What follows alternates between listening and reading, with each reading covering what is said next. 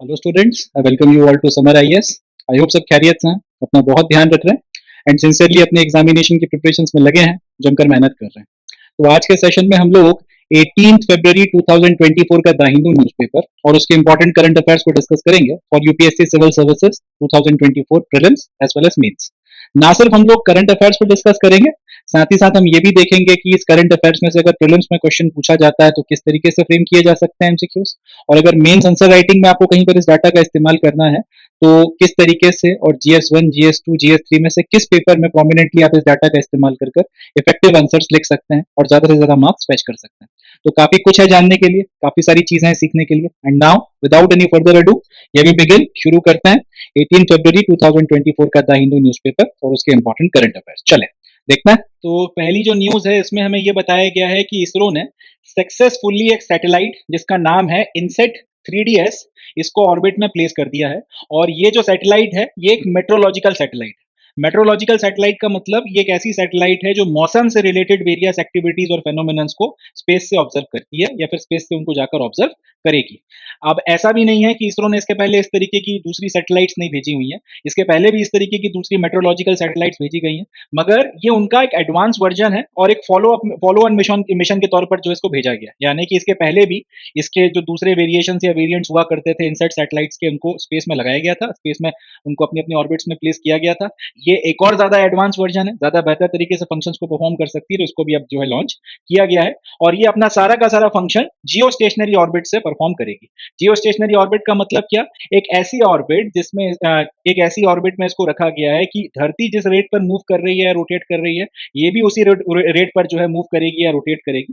तो अर्थ से जब भी हम इसको ऑब्जर्व करेंगे या फिर ये जब भी अर्थ को ऑब्जर्व करेगी तो ये एक स्टैटिक दिखेगी। जो दोनों जब भी हम एक दूसरे को देखेंगे, अगर हम धरती से इसको ऑब्जर्व कर रहे हैं तो हमको भी ये सैटेलाइट स्टैटिक दिखेगी, जैसे चांद स्टैटिक दिखता है। और अगर यहाँ से अगर इस सैटेलाइट से किसी पर्टिकुलर जगह को ऑब्जर्व किया जा रहा है तो वो जगह जो है स्टैटिक दिखेगी और ज्यादा बेहतर तरीके से जो है ऑब्जर्वेशन हो पाएगा।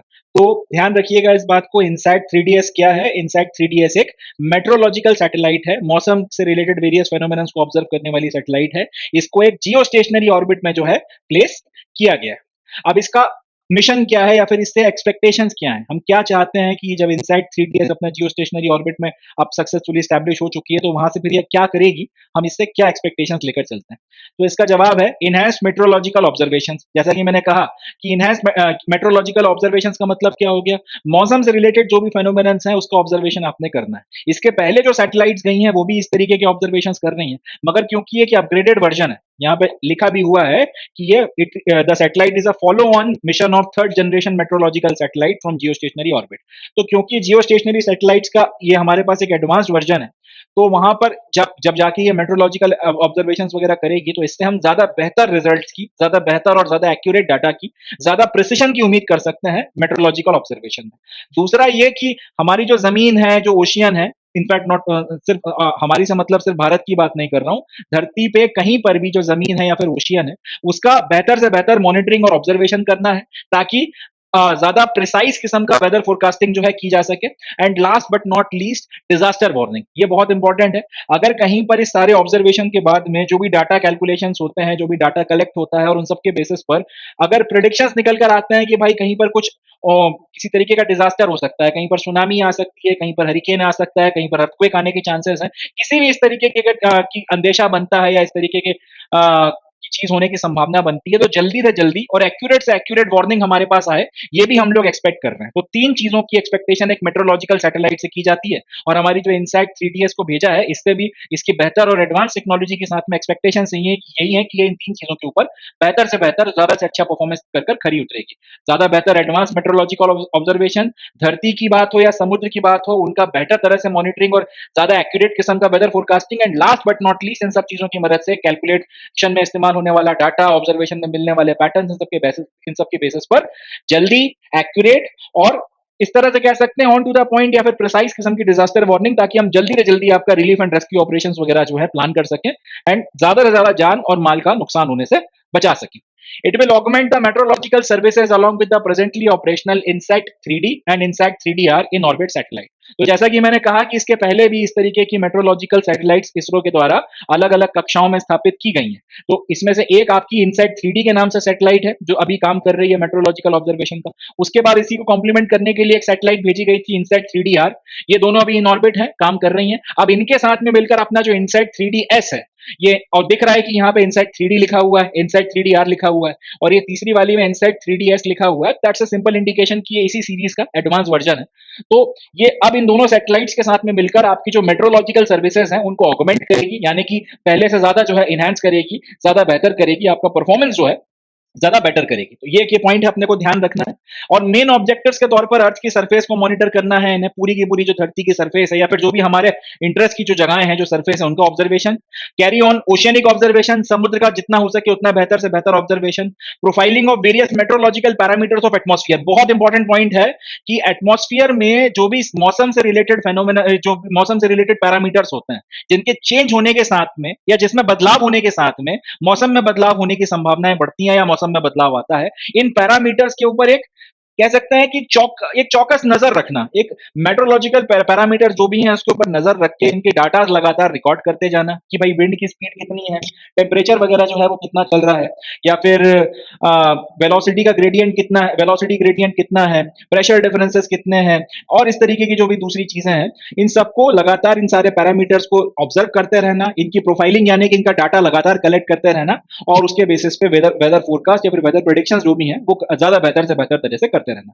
Last, satellite aided search and research rescue activities. अगर कहीं पर अनफॉर्चुनेटली किसी इस तरीके की कोई लैंडस्लाइड हो गया, या फिर कहीं पर अगर जैसे उड़ीसा में जनरली होता रहता है कि आपके जो चक्रवात हैं या फिर जो भी आपके स्टॉर्म्स वगैरह हैं वो आते रहते हैं, हिट करते रहते हैं, तो यहां पर अब रेस्क्यू एंड रिलीफ ऑपरेशंस आपको करना है, सर्च ऑपरेशंस वगैरह करना है, तो उसमें इसकी मदद हमको मिल जाए। अब जैसे लेट्स से कि कहीं पर कोई इस तरीके की कोई नेचुरल कैलिमिटी हो गई, जब तक दिन था, रोशनी थी, तब तक तो हमने सर्च एंड रेस्क्यू ऑपरेशन पूरे जोर से किया। अब रात को कई बार आप न्यूज में सुनते होंगे कि सर्च एंड रेस्क्यू ऑपरेशन आपको रोकना पड़ गया बिकॉज ऑफ डार्क, या फिर क्योंकि रोशनी नहीं है तो सुबह तक आप कुछ नहीं कर सकते। अब रात भर में कितनी जानें और बचाई जा सकती थी जो अनफॉर्चुनेटली ये रेस्क्यू मिशन रोकने के चलते ना हो पाएंगी, तो वहां पर फिर अब ये सैटेलाइट हमारे काम में आ सकती है, और यहाँ पर जो है इसकी हमको पिन पॉइंट लोकेशंस बता सकती है, तो ताकि हम लोग फिर रात को भी जो है रेस्क्यू ऑपरेशन रोके बिना सुचारू रूप से जो है और ज्यादा लोगों की जान वगैरह बचा सकें, और ज्यादा जो है हम लोग बेहतर तरह से ऑपरेशन वगैरह को परफॉर्म कर सके। तो इन सारी चीजों में insight 3DS along with insight 3D और इनसाइट 3DR अब ये ज्यादा बेहतर तरह से ऑपरेशन वगैरह परफॉर्म करने में हमारी मदद करेगी। तो ये तो हो गई अपनी न्यूज। अब यहां से जो क्वेश्चंस पूछे जा सकते हैं वो ये पूछे जा सकते हैं कि इनसाइट 3DS जो सैटेलाइट है ये किस तरीके की सैटेलाइट है। तो याद रखिएगा मेट्रोलॉजिकल सैटेलाइट है, पहली बात। दूसरी बात ये कि इनसाइट 3DS भारत के द्वारा छोड़ी गई पहली मेट्रोलॉजिकल सैटेलाइट है, हाँ या ना? तो जवाब हो जाएगा ना, ये भारत के द्वारा छोड़ी गई पहली मेट्रोलॉजिकल सैटेलाइट नहीं है। इनफैक्ट इसके पहले भी कई सारी मेट्रोलॉजिकल सैटेलाइट छोड़ी जा चुकी हैं। इन ऑर्बिट अभी भी 2 सैटेलाइट इनसाइट आपका एक तो इनसाइट 3D और दूसरा इनसाइट 3DR अभी भी इन ऑर्बिट काम कर रही है, उन्हीं के साथ में उन्हीं को ऑगमेंट करेगी जाके। इसके बाद में ये पूछा जा सकता है कि कौन सी जनरेशन की मेट्रोलॉजिकल सैटेलाइट है, तो याद रखिएगा 3rd जनरेशन मेट्रोलॉजिकल सैटेलाइट है। एक क्वेश्चन ये बनता है कि एक मेट्रोलॉजिकल सैटेलाइट बेसिकली करती क्या है, तो मेट्रोलॉजिकल ऑब्जर्वेशन करती है या फिर वेरियस वेदर फेनोमेनन्स हो गए, मौसम से रिलेटेड वेरियस चीजें हो गई, उनको ऑब्जर्व करती है। मेट्रोलॉजिकल वर्ड की जगह यहाँ पर अगर लिख दिया जाए एटमॉस्फेरिक ऑब्जर्वेशन करती है तो भी बात सच है, या फिर ये पूछ लिया जाए कि ये आपके मेट्रोलॉजिकल सैटेलाइट सिर्फ ओशियन को ऑब्जर्व करती है या सिर्फ लैंड को ऑब्जर्व करती है, तो वो भी गलत हो जाएगा। ओशियन एंड लैंड दोनों को ऑब्जर्व करती है। और इसके अलावा फंक्शंस में आप बता सकते हैं कि भाई वेदर फोरकास्टिंग में इस्तेमाल होगा, डिजास्टर वार्निंग में इसका इस्तेमाल हो सकता है, रेस्क्यू एंड रिलीफ ऑपरेशंस में इसका इस्तेमाल हो सकता है। तो ये सारी वेरियस जो चीजें हैं इस सैटेलाइट के द्वारा की जा सकती हैं। ये इसके कुछ वेरियस फंक्शंस हैं जो अपने को ध्यान रखने हैं। अब यूपीएससी में क्वेश्चन आया तो यहाँ पे अपने को ध्यान रखना पड़ेंगे इनके नाम भी, इनसाइट 3D और इनसाइट 3DR, उनके साथ में ही अपना काम फर्दर आगे करने वाली है। इसकी कैपेबिलिटी के ऊपर एक आध क्वेश्चन आ सकता है, और इसके अलावा एसएससी सीजीएल हो गया, बाकी सब हो गया, इसमें भी क्वेश्चन पूछे जा सकते हैं। मेट्रोलॉजिकल सैटेलाइट्स के फंक्शंस के ऊपर भी कुछ ना कुछ बन सकता है, तो एक अच्छी न्यूज है, यहाँ से क्वेश्चंस वगैरह आने की संभावना काफी हाई है। चलें अब नेक्स्ट न्यूज की तरफ बढ़ते हैं, देखते हैं इसे। चलिए अब नेक्स्ट न्यूज के बारे में बात करते हैं। इसमें हमको ज्ञानपीठ अवार्ड्स के बारे में बात करना है। तो सबसे पहले हम लोग ये देखेंगे कि ज्ञानपीठ अवार्ड्स क्या होते हैं एंड किनको दिए जाते हैं, and then recently 2 eminent personalities को ज्ञानपीठ अवार्ड देने का डिक्लेरेशन हुआ है, तो उनके बारे में भी हम लोग बात करेंगे। एक चीज और कि कई जगहों पर इंग्लिश में ज्ञानपीठ को JNAN PITH, यानी कि ज्ञानपीठ ऐसा भी लिखा जाता है। तो अगर कहीं पर आपको जी की जगह अगर जे देखने को मिलता है तो कंफ्यूज मत होइएगा, बेसिकली वो ज्ञानपीठ की ही बात हो रही है। तो चाहे आप ऐसा लिख लें, चाहे आप जी से ज्ञानपीठ लिख लें, डजेंट मैटर, सेम अवार्ड्स के बारे में बात हो रही है। तो पहला क्वेश्चन तो ये कि ज्ञानपीठ अवार्ड्स होते क्या है। Jnanpith awards are considered to be the country's highest literary honour, यानी कि साहित्य की बात की जाए या लिटरेचर की बात की जाए, उसमें जो हाईएस्ट अगर भारत में कोई ऑनर या सम्मान आपका किया जाता है तो वो ज्ञानपीठ अवार्ड्स है।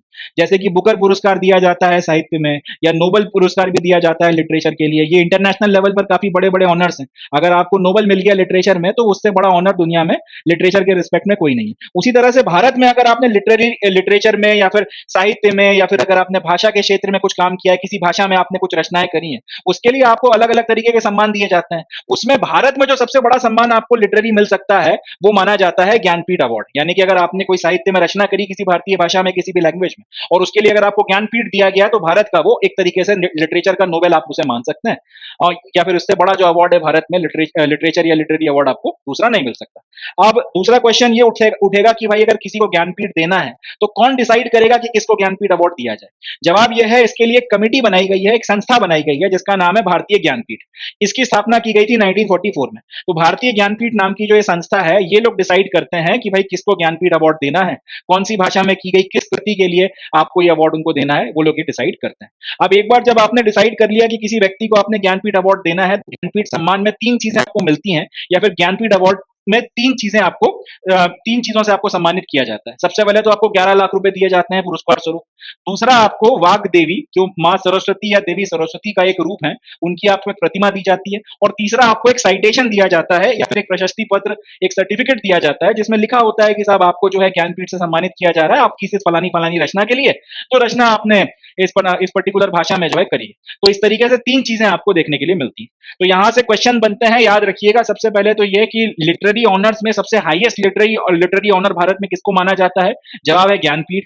दूसरा ये कि ज्ञानपीठ अवार्ड किसको देना है किसको नहीं देना कौन डिसाइड करता है, तो एक संस्था है जिसका नाम है भारतीय ज्ञानपीठ, वो लोग डिसाइड करते हैं। और अगर ज्ञानपीठ अवार्ड अगर किसी को दिया जाएगा तो क्या क्या मिलता है, तो एक तो कैश एलिमेंट है, दूसरा मां सरस्वती का एक रूप जिनको वाग देवी बोला जाता है, उनकी एक प्रतिमा और एक सर्टिफिकेट।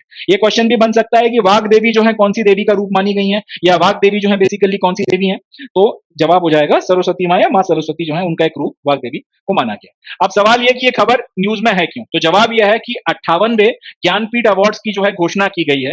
रिसेंटली 58 ज्ञानपीठ अवार्ड देने की घोषणा की गई है और दो लोगों को यह अवार्ड दिया जा रहा है। एक तो संस्कृत के स्कॉलर हैं जगत गुरु रामभद्राचार्य जी, इनको यह अवार्ड दिया जा रहा है। दूसरा, उर्दू के एक पोएट हैं, हिंदी फिल्म इंडस्ट्री के राइटर और डायरेक्टर हैं जिनका नाम है गुलजार साहब, इनको यह अवार्ड दिया जा रहा है। तो जब ये घोषणा हुई कि भाई संस्कृत और उर्दू के लिए 58वें ज्ञानपीठ अवार्ड दिए जाएंगे, तो हिंदू में फिर एक लंबी चौड़ी खबर छपी, उसी में ज्ञानपीठ के बारे में ये सारी इंफॉर्मेशन थी। तो इसलिए फिर न्यूज जो है वो शेयर मैंने आपके साथ में करी है। यहां से क्वेश्चंस वगैरह बनना लाजमी हो जाते हैं। चलें, अब सबसे पहले हम बात करते हैं रामभद्राचार्य जी के बारे में। रामभद्राचार्य जी की ये मैंने फोटोग्राफ आप लोगों के लिए लगाई है यहाँ पे, पहले इनको देख लें फिर इनके बारे में हम बात करते हैं। तो Rambhadracharya is one of the four Jagadguru Ramanandacharyas of Ramananda sect and has been holding this position since 1982। मतलब ये कि एक रामानंद सेक्ट नाम का एक संप्रदाय है, रामानंद सेक्ट या फिर एक रामानंद संप्रदाय है, उसमें चार जगत गुरु होते हैं, चार जगत गुरु रामानंदाचार्य होते हैं। तो ये उनमें से रामभद्राचार्य जी जो हैं वो उनमें से एक हैं और 1982 से वो इस पोजीशन को संभाल रहे हैं। 1982 से वो इस पद पर है।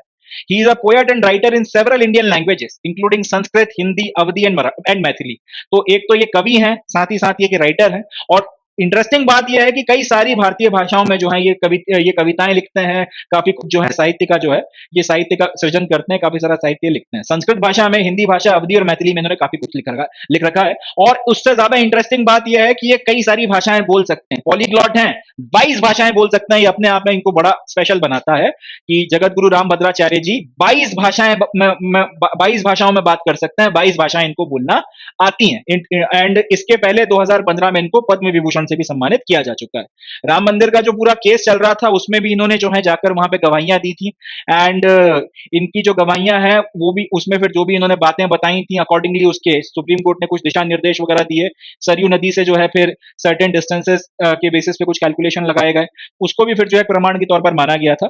तो काफी अपने आप में बहुत प्रोमिनेंट शख्सियात हैं। एंड धर्म कर्म की बात की जाए, लिटरेचर की बात की जाए, स्पेसिफिकली संस्कृत में जो इन्होंने काफी सारा काम किया है, काफी सारी चीजों में इनका बहुत बड़ा एक योगदान या फिर कंट्रीब्यूशन जो है माना जाता है। काफी सारी चीजों में इन्होंने काफी कुछ कर रखा है। तो ये हो गए अपने जगत गुरु रामभद्राचार्य जी। दूसरा है गुलजार साहब। तो गुलजार साहब के बारे में तो आपने सुना ही होगा, क्योंकि ये हिंदी फिल्म इंडस्ट्री से जुड़े हुए हैं, तो वक्त वक्त पे इनका जो है जिक्र कहीं ना कहीं होता रहता है। काफी फेमस गाने जो हिंदी में आज की तारीख में लोग गुनगुनाते रहते हैं, बहुत से इनके द्वारा लिखे गए। तो ये तो खैर जाने माने नामी शख्सियात हैं। इनको इसके पहले साहित्य अकादमी अवार्ड 2002 में मिल चुका है उर्दू भाषा में।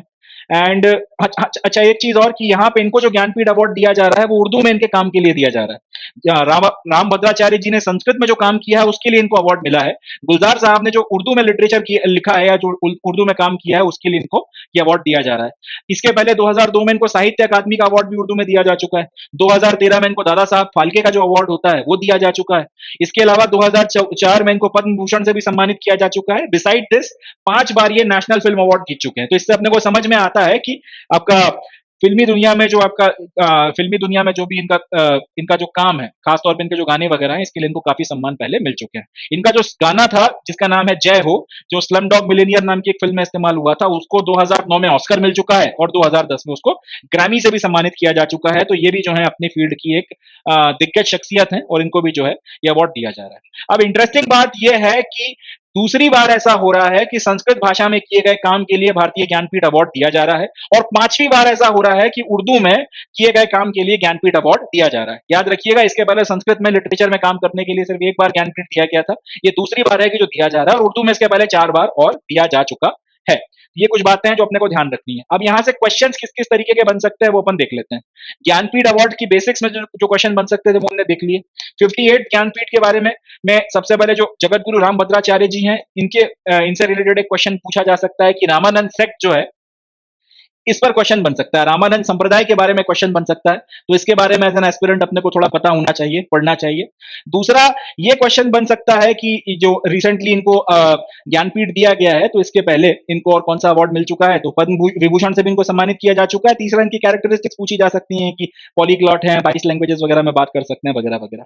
दूसरा क्वेश्चन ये बन सकता है कि हिंदी, ये सेंटेंस बना के दिया जा सकता है कि रिसेंटली आपका भाई भारतीय ज्ञानपीठ दिया गया। अब वहां पर अगर ये बोल दिया गया कि संस्कृत में पहली बार भारतीय ज्ञानपीठ दिया गया, स्टेटमेंट सही है गलत है, तो अपने को याद रखना है गलत है, दूसरी बार दिया जा रहा है। फिर यही पूछा जा सकता है उर्दू में दूसरी बार मिल रहा है कि तीसरी बार मिल रहा है कि पहली बार मिल रहा है, तो ये भी अपने को याद रखना है उर्दू में 4 बार पहले दिया जा चुका है, 5वीं बार जो है ज्ञानपीठ अवार्ड दिया जा रहा है। इस तरीके के क्वेश्चन वगैरह यहाँ से बनकर तैयार होंगे। तो इससे ज्यादा इस न्यूज में से और अपने काम का कुछ नहीं है एज एन एस्पिरेंट अपने को, मगर इतनी बातें जो है ध्यान रखनी है। या तो यूपीएससी में, और अगर यूपीएससी में नहीं हुआ तो जो रेलवे के एग्जाम होने वाले हैं उसमें तो बहुत संभावना है यहाँ से कुछ ना कुछ पूछा जाए।